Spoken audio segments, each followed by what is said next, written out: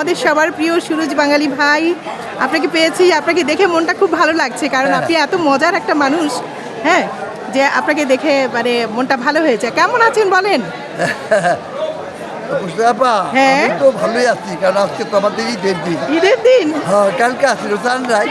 আচ্ছা, খুব বিয়ার খাউন টাউন খাইছি, খাইতে আজকে ভর্তি চাইছি। আজকে ঈদের দিন, ঈদের দিন। খুশি। একদম একদম একদম।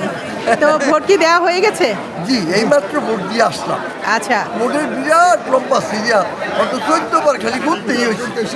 যদি ভুল করি তাহলে তো আমরা আবার ভোটই পাচ্ছি। একদম এই 14 বার গুইনাকে সঠিকভাবে দিয়ে দিচ্ছি। একদম একদম।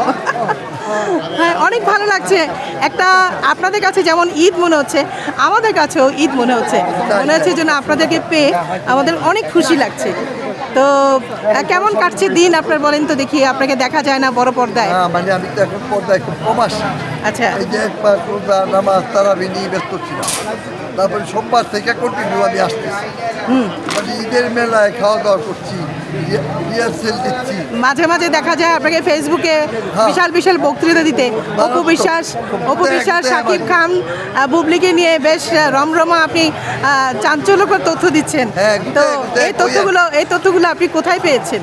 এগুলো পাই এই যে আপনাকে ইউটিউবেতেই তো সরাসরি করি, কারণ ওইটি আবার আমার মাথায় সময় সুন্দর, আমি আমার সাইজ। আচ্ছা, না আপনার কাছ থেকে যেগুলো শোনা যায় সেগুলো তো আমরা অন্য কোথাও পাই না, সেগুলো আপনার কাছ থেকে তথ্যগুলো পাই। তবে কি হ্যাঁ হ্যাঁ, অবাস্তব কিছুই না। আমি কোনো সময় কিন্তু মানে সত্যি কথাটাই বলি, এবং কাউকে কোনো আপনি যা শোনেন সেটাই বলে দেন। তো ওইটা কি আপনার কখনো ভেবেছেন যে একটা গুজবকে এটা সত্যি কিনা যাচাই না করে আপনার মতো একজন আর্টিস্ট যখন বলবে তখন তো সবাই বিশ্বাস করে ফেলবে? ওইটা কি কখনো ভেবেছেন? না, এটাও ভেবেছি গুজব কোনটা, হ্যাঁ, আর গুজব ছাড়া কোনটা। যখন সাকিবের কোনো একটা ইন্ধন আমরা পেয়ে যাই, তখনই ওইটাকে আমরা সুন্দর করে তুলে ধরি, কারণ সাকিব যখন জানে, আচ্ছা, তাইলে আমরাও সুন্দর করে তুলে ধরি। সেটাই। তো যাই হোক, আপনার বক্তব্যগুলো ভীষণ ভালো লাগে, আপনার বলার স্টাইলগুলো এত সুন্দর। আজকে এফডিসিতে আপনি প্রায় আসেন তাই না, যখনই কোনো প্রোগ্রাম হয়? তো কত স্মৃতি আপনার, তাই না? মনে পড়ছে তো? এরকম কোনো স্মৃতি আমাদের সাথে শেয়ার করবেন, গল্প শোনাবেন? এখানে মানে আনাচে কানাচে সব জায়গায় শুটিং করেছেন তাই না? তো অনেক স্মৃতি আছে। কোনো একটা স্মৃতি যদি আমাদের বলতেন, আমরাও মজা পেতাম, ভালো লাগতো। আপনাকে স্মৃতি বলছি, এখন সেইটি অনেক খুঁজে পাইতাম। আপনি তো আমাদের সোনালী সময়ে যারা তারকা ছিল, সেই নায়ক রাজ্জাক থেকে শুরু করে তারপর নায়ক সোহেল রানা, ইলিয়াস কাঞ্চন, অঞ্জু ঘোষ, রোজিনা, ববিতা, ওনাদের সবার সঙ্গে, সুচরিতা, সবার সঙ্গে অভিনয় করেছে।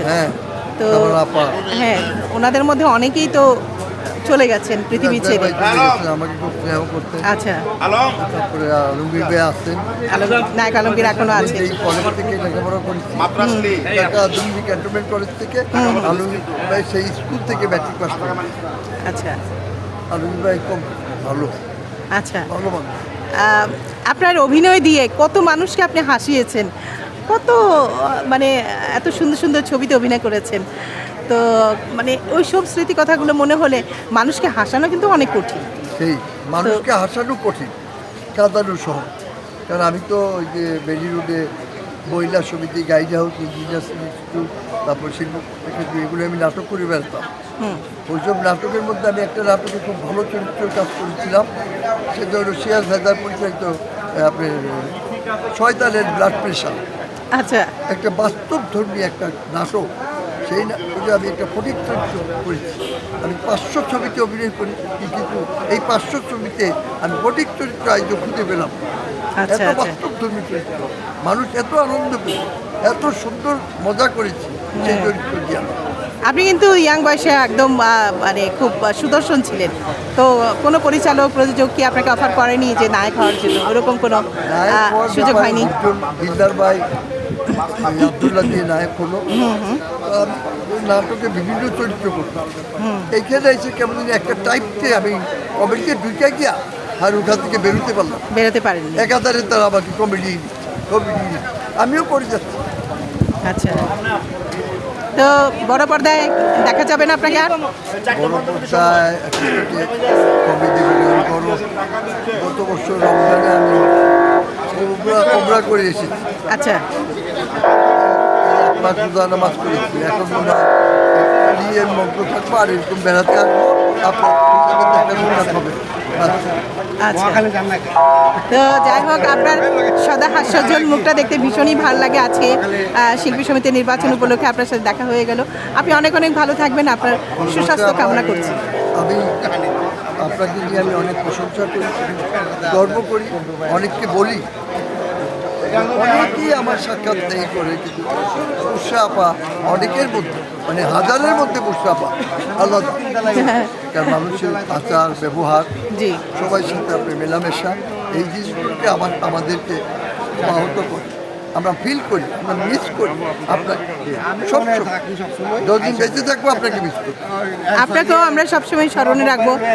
আপনার কথা আমারও সবসময় মনে পড়ে যে সুরজ বাঙালি ভাই এত ভালো, মানে এত সুন্দর মনের একটা মানুষ, জি জি, অনেক ভালো। আপনি ভালো যেদিন থাকবেন। ওই পরিচালক সমিতিতে আসলেন, হ্যাঁ, আমি বিশ্বাসই করতে পারতেছি যে এটা বুঝলাম। ওই দিন তাড়াহুড়োতে ছিলাম, যে কারণে পরবর্তীতে আপনাকে খুঁজেছিলাম, দেখেছি কোথায় হারিয়ে গেলেন, আর পাইনি। বুঝাপা আমাদের জন্য ভালো দোয়া থাকবেন। করবেন। জি, নিশ্চয়ই। আমি তো আপনার জন্য দোয়া করি, আপনি সুস্থ থাকেন, ভালো জি। থাকেন, এইভাবেই আপনি সব কিছু করেন। জি, আসসালামু আলাইকুম। জি, ওয়ালাইকুম আসসালাম। আপনার জন্য শুভকামনা রইল সুরজ বাঙালি ভাই, ধন্যবাদ।